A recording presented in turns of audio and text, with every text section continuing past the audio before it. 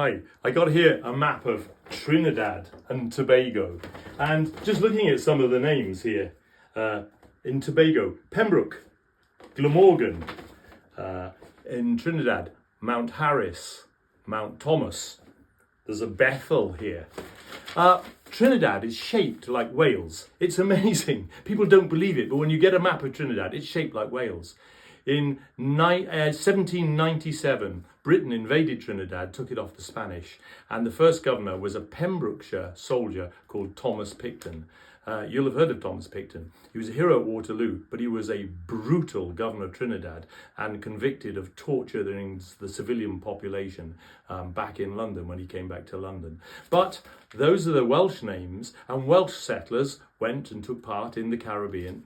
For example, Iolo Morgannwg, the famous man who invented the modern Eisteddfod, his brothers went out as planters.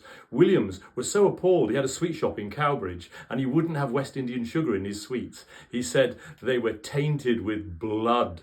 But Wales and Trinidad are linked in an amazing story.